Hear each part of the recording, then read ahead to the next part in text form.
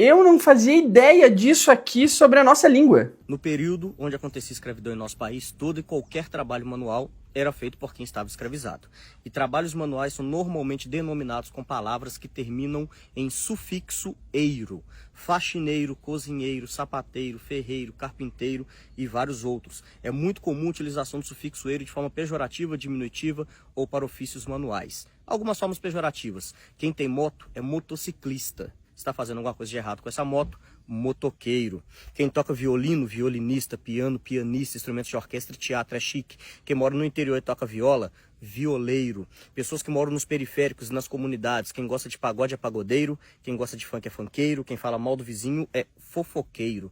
Então quase sempre o sufixo eiro é pejorativo, diminutivo ou utilizado para ofícios. Para nacionalidades é muito comum utilizar sufixo ano ou ex. Português, francês, holandês, japonês, argentino, chileno, americano, australiano, alguns tipo russo, turco, alemão não usam, mas é quase sempre ano ou ex. Quem nasce na Índia é indiano. E conta-se ao povo brasileiro uma história bem bonita e romantizada, que alguém sai de Portugal para buscar especiarias nas Índias, erra o caminho e por um acaso descobre o Brasil. Primeiro, não se descobre um lugar que tem gente. Não dá para descobrir a casa de uma pessoa. Segundo, entre Brasil e Portugal, a parte mais próxima, 5.600 quilômetros. Quem erra 5.600 quilômetros de uma viagem tão importante? Terceiro, em 1494 foi assinado o Tratado de Tordesilhas, dividiram o mundo ao meio. Onde fosse colonizado, metade é de Portugal, outra metade é da Espanha. Se dividiram em 1494, em 1500 sabiam da existência. Vieram tomar posse de uma terra que tinha nome Pindorama, palavra do Tupi-Guarani, que significa terra das palmeiras, palavra essa utilizada dentro dos navegadores, porque Pindorama já era rota de comércio, e era rota de comércio porque tinha gente. Mas nessa história bonitinha de ir para as Índias, chamam as pessoas de Pindorama de índio e indígena. Quem nasce na Índia é indiano, não é índio, muito menos indígena. E no nosso vocabulário, a palavra índio e indígena tem formatos pejorativos, e esses formatos foram utilizados no período de colonizações, mas foram apagando e escondendo isso de nossa história. Prefixo in, ausência ou negação. Impossível, infiel, infeliz, incompetente, inconfidentes, que é uma palavra bem de ouro preto. Indígena era, não é mais, não gente. Inclusive tem outra palavra muito parecida no vocabulário.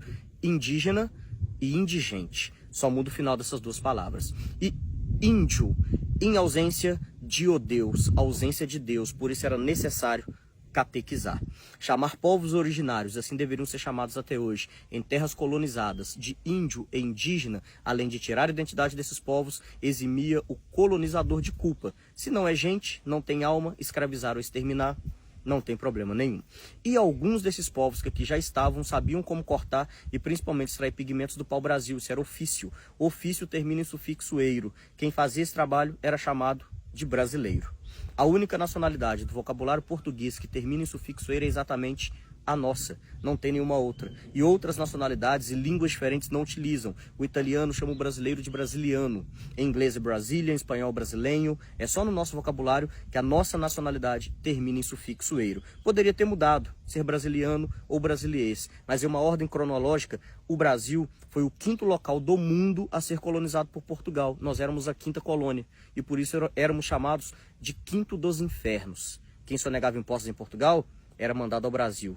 Quem roubava em Portugal era enviado ao Brasil. E aí utilizou-se a palavra brasileiro, que era uma denominação para povos originários escravizados cortando pau-brasil, como nossa nacionalidade e se manteve até hoje. Com isso posso dizer que todos nós brasileiros descendemos diretamente da escravidão, independente de pigmentação da pele, lado político, religião, quer queira, quer não, que os primeiros de nós brasileiros estavam escravizados há mais de 500 anos.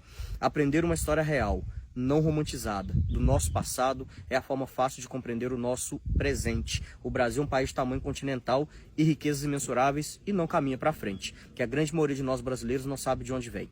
Tiraram nossa identidade, nossa ancestralidade e nos dividiram de forma política, econômica, religiosa, regional, social, racial. Hoje somos brasileiros brigando com brasileiros, muitas vezes não sabe nem o motivo da briga, quando sabe utilizando os motivos que acabei de citar, quando o ideal era lutar contra esse sistema que vem escravizando o povo brasileiro em épocas e formas diferentes atualmente e há mais de 500 anos.